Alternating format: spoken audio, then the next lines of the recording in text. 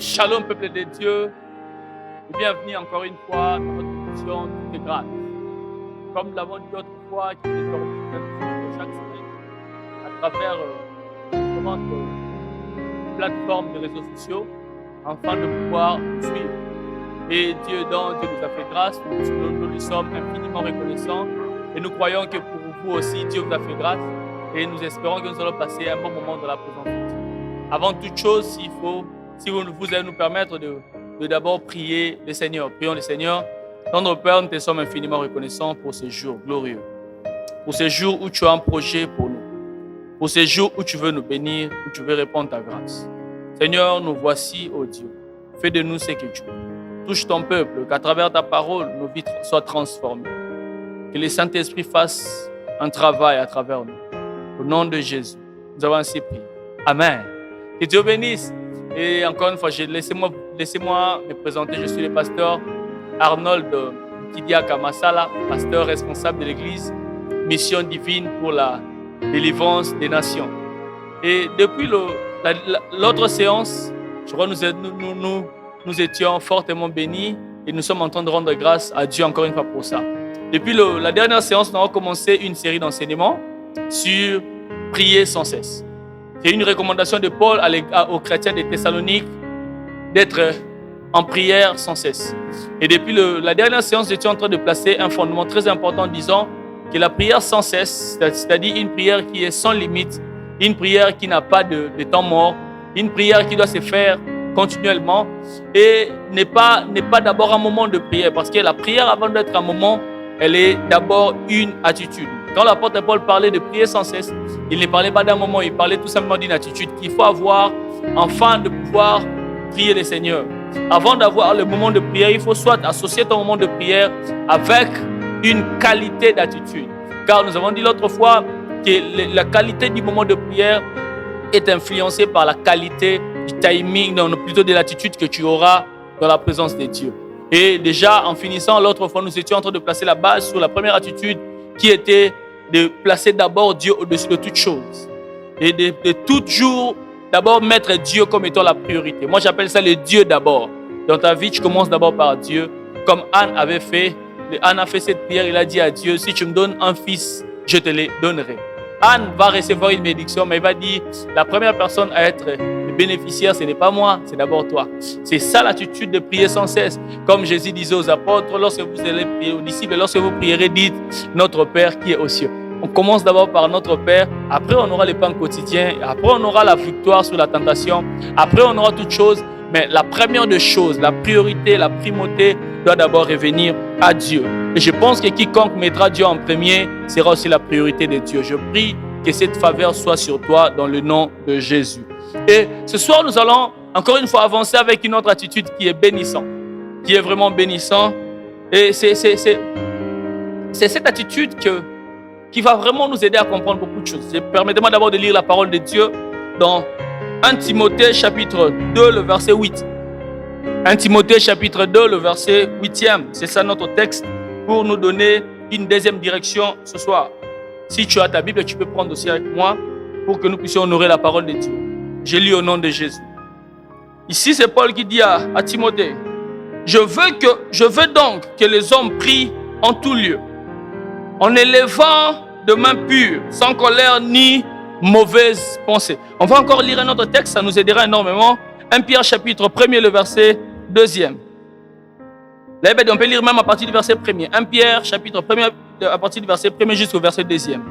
Pierre, apôtre de Jésus-Christ, à ceux qui sont étrangers et dispersés dans le Pont, la Galatie, la Cappadoce, l'Asie et la Bithynie, et qui sont élus selon la prescience de Dieu le Père, par la sanctification de l'Esprit, afin qu'ils deviennent obéissants et qu'ils participent à l'aspersion du sang de Jésus-Christ, que la grâce et la paix de Dieu vous soient multipliées. Parole du Seigneur.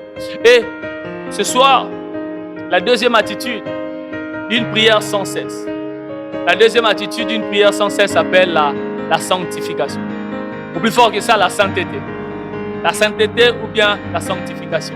Vous savez, ici, c'est Timothée, l'apôtre Paul qui est en train de parler à Timothée, il dit, c'est ça la pensée de Dieu même. Que tout le monde prie en tout lieu. Il n'y a plus de barrière dans la prière par rapport à une localisation. Mais Paul est en train de mettre un accent, c'est important. Il dit, vous avez la liberté de prier. Mais la prière doit être faite avec un état, avec une attitude. Il dit, c'est en élevant le main pur. C'est non seulement prier, mais associer à la prière la sanctification. Permettez-moi de vous expliquer quelque chose. Prenons la prière comme étant un dialogue. Parce que la prière, même Jésus-Christ, lorsqu'il montre aux disciples pour comment prier, il leur dit, lorsque vous prierez, dites. La parole, prenons la prière comme étant une activité où nous parlons avec un être supérieur. Même le dictionnaire français le définit comment? La prière, c'est un moment où un dialogue ou un échange avec un être supérieur. Admettons que je suis en train de parler avec une autre personne. Prenons même, je suis en train de communiquer. Voilà, de communiquer. Je dirais chacun de nous un petit portable. Lorsque tu fais un appel, quand tu fais un appel pour que tu reçoives la personne, lorsque la personne est injoignable, nous recevons chaque fois une femme comme chez nous au Congo, la femme te dit, l'appareil de votre correspondant est soit éteint, soit hors du périmètre cellulaire. Il parle du périmètre cellulaire. Je donne toujours un exemple. Pour que nous puissions se voir, pour qu'il y ait une rencontre entre deux personnes, il faut que nous puissions passer sur une même avenue. On peut passer au même moment. Mais lorsque nous sommes dans de différents périmètres, dans de différents endroits, nous n'allons pas passer. C'est de même aussi avec la prière. La prière, c'est comme une communication. Où il n'y a pas communication lorsque nous ne sommes pas dans le même périmètre. Écoute-moi vous dire, le périmètre de Dieu, c'est la sainteté. Le périmètre de Dieu, c'est la sanctification. S'il n'y a pas sanctification, il n'y a pas union, il n'y a pas rencontre. Dieu lui-même a dit, soyez saints comme moi, votre Dieu, je suis saint. Si seulement si on ne sait pas être saint, frère, notre prière sera sans effet. La sanctification est le point de contact. La sanctification est le périmètre permettant à deux personnes, à Dieu avec son enfant ou sa créature ou bien son peuple, de pouvoir communier. Si seulement s'il n'y a pas la sanctification, il n'y aura pas la prière. Qui dit prière dit sainteté. Qui dit prière dit un homme qui est sanctifié. Permettez-moi de mettre quelques bases ce soir. La première de base que je peux mettre par rapport à la sanctification et entre la prière est que Dieu ne met pas beaucoup d'accent seulement sur la prière. Mais Dieu met trop souvent beaucoup d'accent sur la personne ou la qualité de celui qui apporte la prière. Prenons la prière comme étant une offrande. Dieu avait dit à Caïn, dans Genèse chapitre 4, il a dit, Caïn, il avait dit ceci, Dieu a accepté Abel et son offrande. Il avait dit encore, Dieu a rejeté Caïn avec son offrande. Le problème de Caïn, ce n'était pas son offrande, mais c'était Caïn. Dieu, frère, écoute-moi, lorsque nous venons dans la présence de Dieu, pendant un moment de prière, Dieu n'a pas le regard seulement sur ce que tu dis. Dieu a le regard aussi sur toi qui donne la prière.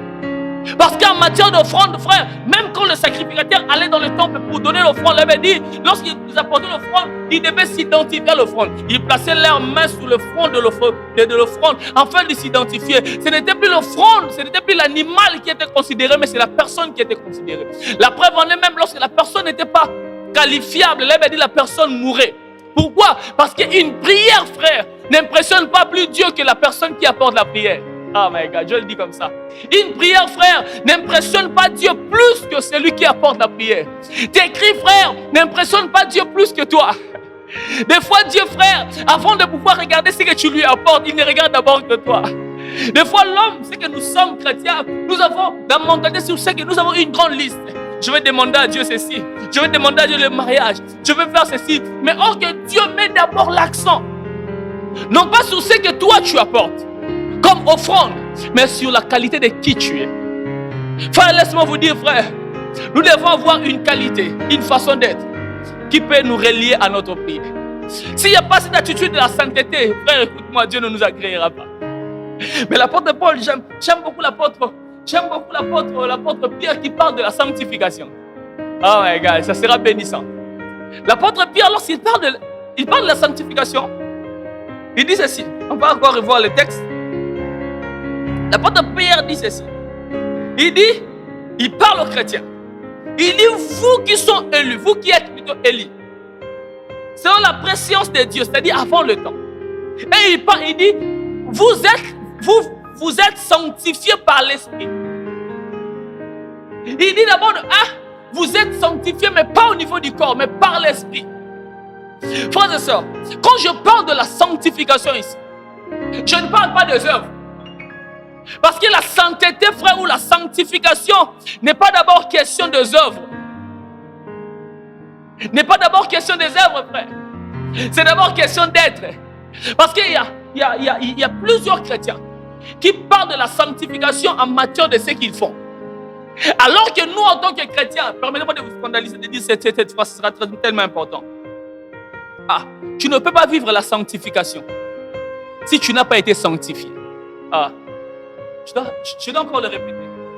Tu ne peux pas vivre la sanctification si tu n'as pas été sanctifié. La sanctification n'est pas les bonnes œuvres. La sanctification n'est pas le fait de faire du bien. Oh my God. Écoute-moi, vous scandaliser. Toute personne qui fait du bien ne vit pas la sanctification. Permettez-moi de vous scandaliser encore. Toute personne qui ne couche pas avec une femme ne vit pas la sanctification. Ça sera mal ce que je vais dire. C'est comme ça que j'ai expliqué. Écoute-moi. Toute personne qui s'élève, qui se dit, moi je me marie vierge. Je n'ai jamais connu un homme, je vis la sanctification. Non.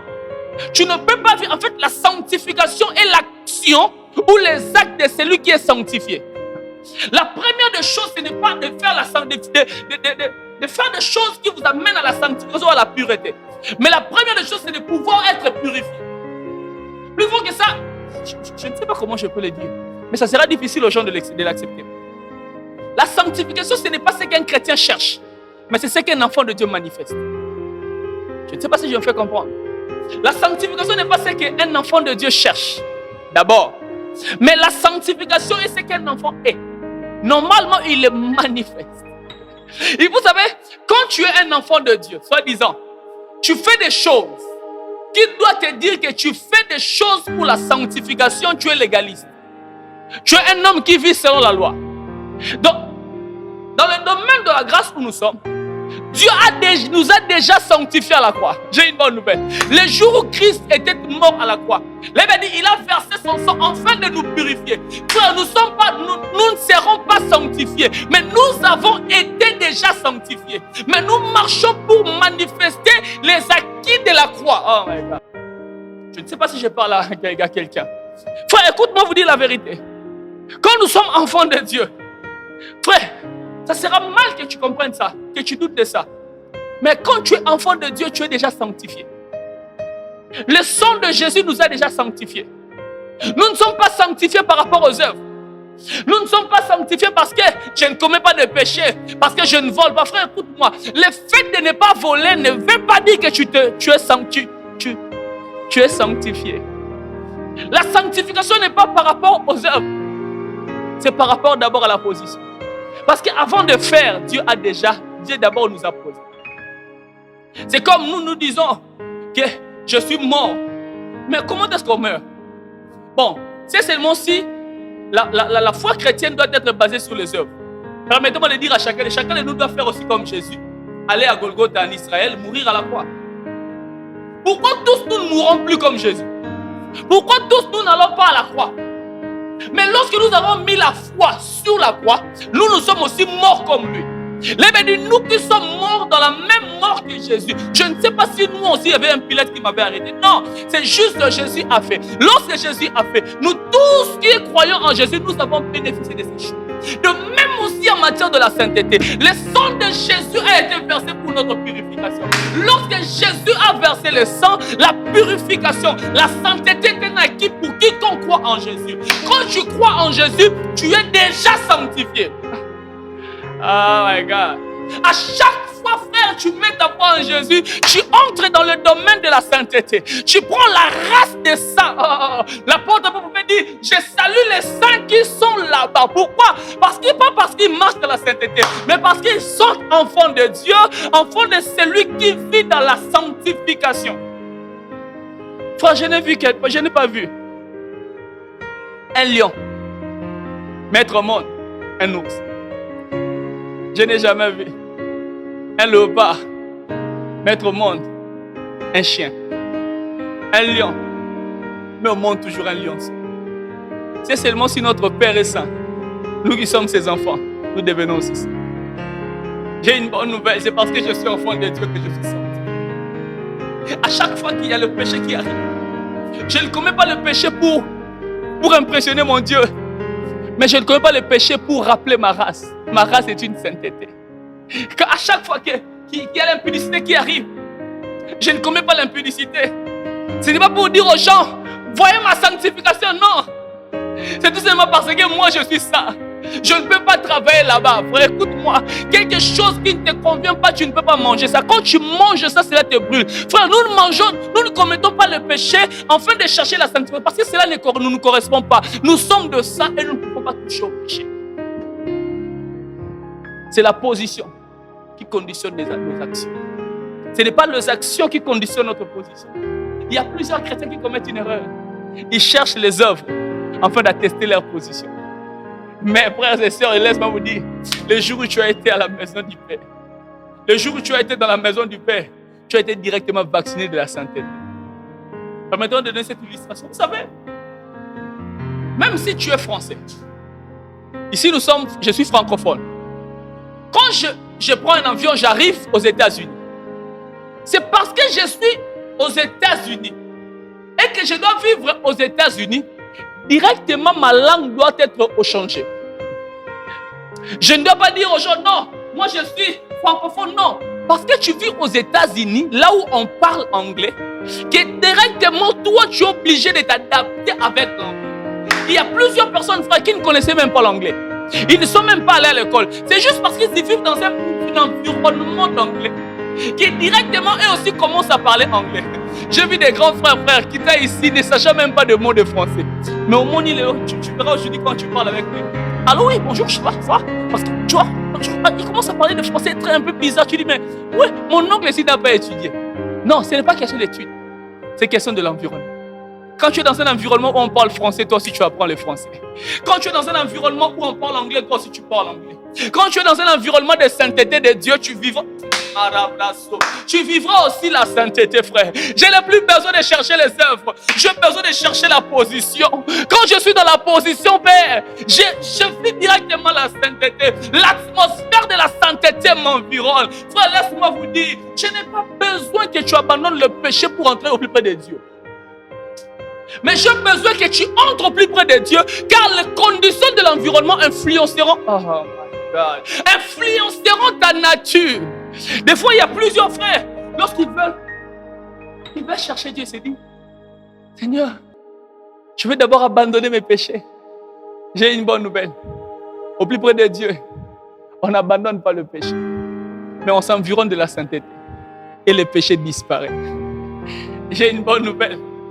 Je pense que je dois dire à quelqu'un qui se sent incapable de ce soir, viens dans la présence du Père, viens dans la maison de Dieu. C'est là-bas qu'il te sanctifie. Dieu n'a pas besoin de gens qui cherchent la sanctification. Dieu a besoin de gens qui lui a sanctifié. À chaque fois que tu veux faire la prière de sans cesse, cela dépend de où tu te trouves. Tu es où? Dans le camp de la sainteté. Donnez-moi un exemple. Non, permettez-moi de vous donner plus d'un exemple. Vous savez, quand tu es non-chrétien et que tu fais les bonnes œuvres, Dieu ne te considérera pas comme son enfant. Ah, tu dois scandaliser. Il s'appelait Corneille. Il avait dit Corneille faisait des bonnes œuvres. Il avait dit même l'ange lorsqu'il avait dit Corneille, tes offrandes, tes aumônes, tes prières sont montées au plus près de Dieu. Mais ces jours-là, lorsque Dieu parlait à Pierre, il disait Pierre, va vers quelqu'un qui est un animal sauvage. Parce que Pierre a vu les chênes, il a vu les animaux, il a vu la nature, il a vu les animaux un peu impurs. Dieu lui a dit mange, il a dit je ne mange pas. Dieu lui a dit non, c'est moi qui dis. Dieu parlait de Corneille comme étant un homme impur. Alors que Corneille a fait des bonnes œuvres. Dieu parlait de Corneille, frère, comme étant impur. Alors que dans la conduite de Corneille avait des bonnes œuvres. Il y a plusieurs frères qui sont légalistes. Ils ont de bonnes œuvres, mais ils ne sont pas dans de bons endroits. Il y a plusieurs personnes qui se disent, frère, écoute-moi, quand tu n'es pas un enfant de Dieu et que tu poses de bonnes œuvres, cela est nul et sans effort plus près de Dieu. Par rapport à l'adoption, la première des choses, ce n'est pas ce que je fais, mais où je me trouve. Frère et sœur, ce n'est pas d'abord qu'est-ce que je dois faire, mais où je me trouve. Où est-ce que tu te trouves maintenant? Vous savez, il y a plusieurs personnes aujourd'hui, j'en fais partie.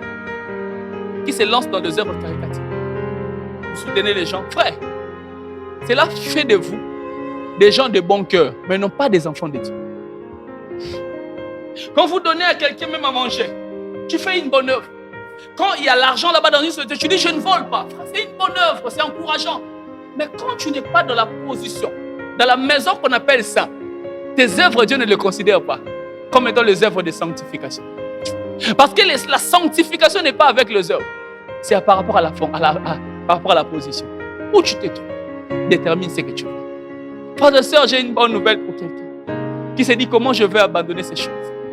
Comment est-ce que Dieu va commencer à m'agréer? J'ai une bonne nouvelle. C'est dans la maison de la sainteté. Il y a quelqu'un qui se dit j'ai tellement avorté.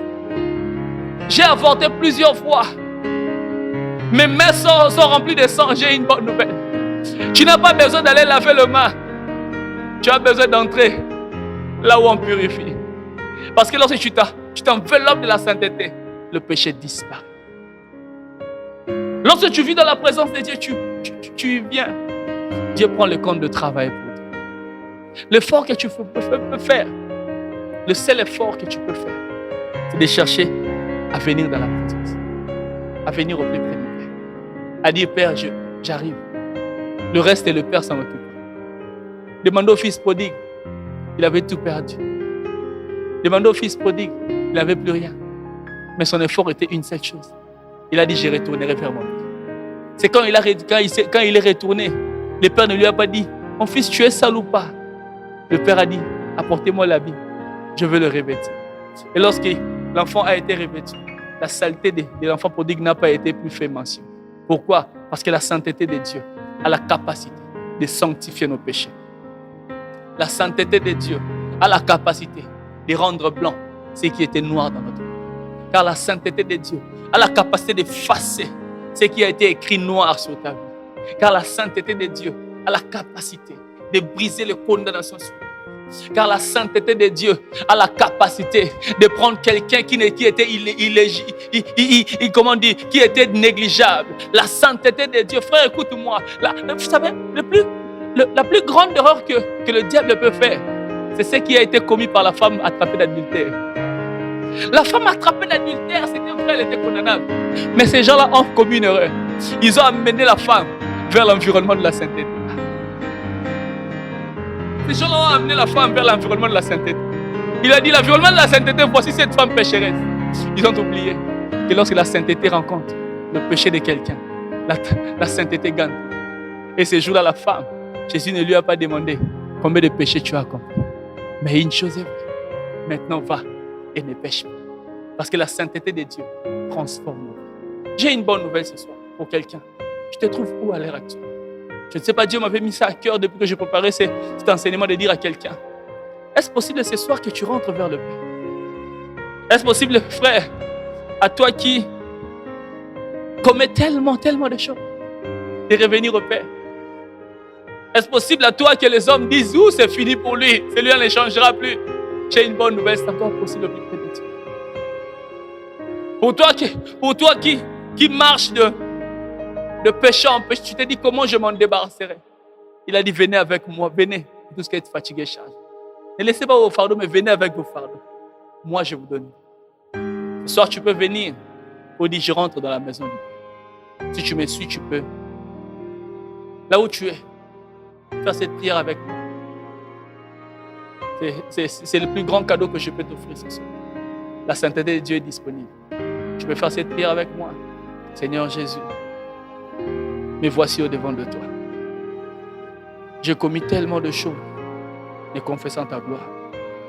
Je me suis égaré. J'ai vécu selon mon désir.